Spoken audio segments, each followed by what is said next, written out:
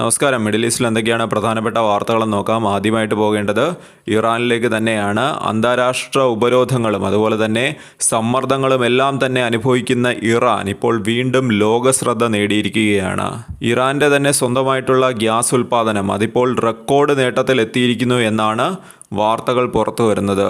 ഇറാൻ്റെ തന്നെ south parts gas ഫീൽഡിൽ ഇപ്പോൾ ഒരു ദിവസം 718 മില്യൺ ക്യൂബിക് മീറ്റർ ഗ്യാസ് ആണ് ഉൽപ്പാദിപ്പിക്കുന്നത്.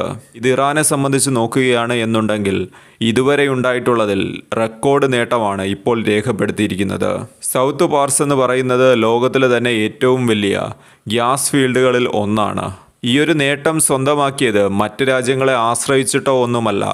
ഇറാൻ്റെ തന്നെ ടെക്നോളജി, ഇറാൻ്റെ തന്നെ നിക്ഷേപങ്ങൾ, ഇറാൻ്റെ തന്നെ തൊഴിലാളികൾ ഇവയെല്ലാം ഉപയോഗിച്ചുകൊണ്ട് ഇറാൻ തന്നെയാണ് ഈ ഒരു നേട്ടം സ്വന്തമാക്കിയിരിക്കുന്നത്.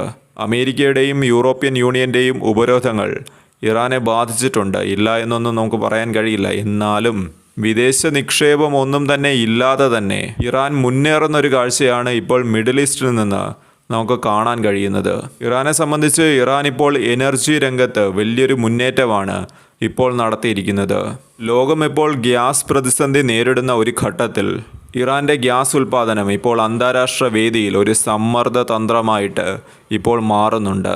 അമേരിക്കയുടെയും യൂറോപ്യൻ യൂണിയൻ്റെയും ഉപരോധമെല്ലാം തന്നെ നിലനിൽക്കുന്ന ഒരു സമയത്ത് പോലും ഇറാനെ അത് കാര്യമായി ബാധിക്കാത്തതിനുള്ള പ്രധാന കാരണം റഷ്യ, ചൈന, എസ്പെഷ്യലി ചൈനയുമായിട്ടുള്ള ഇറാൻ്റെ കൂട്ടുകെട്ട് അത് തീർച്ചയായിട്ടും ഇത്തരം ഉപരോധങ്ങൾ അവ നേരിടുന്നതിന് ഇറാനെ വളരെയധികം സഹായിച്ചിട്ടുണ്ട്. പിന്നീട് ഒരു പരിധിവരെ തുർക്കിയുമായിട്ടുള്ള ഇറാൻ്റെ കൂട്ടുകെട്ട്, അതുപോലെ തന്നെ മധ്യപൂർവേഷ്യയിലെ പല രാജ്യങ്ങളുമായിട്ട് ഇറാൻ അടുത്ത ബന്ധമാണ് പുലർത്തുന്നത്. ഇതിനെല്ലാം പുറമെയാണ് വെസ്റ്റേൺ ടെക്നോളജിയെ കാര്യമായി ആശ്രയിക്കാതെ സ്വന്തമായി ടെക്നോളജി ഡെവലപ്പ് ചെയ്യുന്നതും മറ്റ് രാജ്യങ്ങളെ സമ്മർദ്ദത്തിലാക്കുന്നത് പോലെ ഇപ്പോൾ അമേരിക്കയ്ക്കായാലും ശരി, ഇസ്രയേലിനായാലും ശരി, ഇറാനെ അത്തരം ഒരു സമ്മർദ്ദത്തിലേക്ക് വലിച്ചഴച്ചു കൊണ്ടുപോകാൻ ഇവരെ കൊണ്ട് കഴിയാത്തതിനുള്ള പ്രധാന കാരണങ്ങളാണ് ഈ പറഞ്ഞവയെല്ലാം തന്നെ. എന്നാൽ ഈ ഒരു നേട്ടത്തോടു കൂടി തന്നെ ഇറാൻ്റെ ആണവ പദ്ധതികളും ഇപ്പോൾ ചർച്ചയാകുന്നുണ്ട്. ഇറാൻ്റെ തന്നെ ഒരു മുതിർന്ന ഉദ്യോഗസ്ഥൻ പറയുന്നത് ഇറാന് ആണവായുധം വികസിപ്പിക്കാനായിട്ടുള്ള എല്ലാവിധ കഴിവും സാങ്കേതിക പരിജ്ഞാനവും ഇറാനുണ്ട്. ആവശ്യമെങ്കിൽ ആണവായുധം തയ്യാറാക്കാനായി ആഴ്ചകൾ മതിയെന്നാണ് അദ്ദേഹം പറഞ്ഞു വയ്ക്കുന്നത്. ഇപ്പോൾ നിരവധി റിപ്പോർട്ടുകളാണ് ഇത് സംബന്ധിച്ച് പുറത്തേക്ക് വരുന്നത്.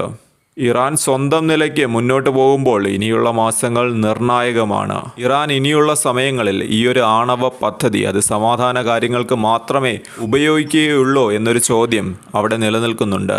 അല്ല എന്നുണ്ടെങ്കിൽ ഇറാൻ കടുത്ത നിലപാടുകളെടുത്ത് മുന്നോട്ട് പോകുമോ എന്നൊരു ആശങ്കയും അവിടെ നിലനിൽക്കുന്നുണ്ട്. ആശങ്ക സ്പെഷ്യലി വരുന്നത് അമേരിക്കയും അതുപോലെ തന്നെ യൂറോപ്യൻ രാജ്യങ്ങൾക്ക് തന്നെയാണ് ഇത്തരം ഒരു ആശങ്ക ഏറ്റവും കൂടുതൽ ഉണ്ടാകുന്നത്.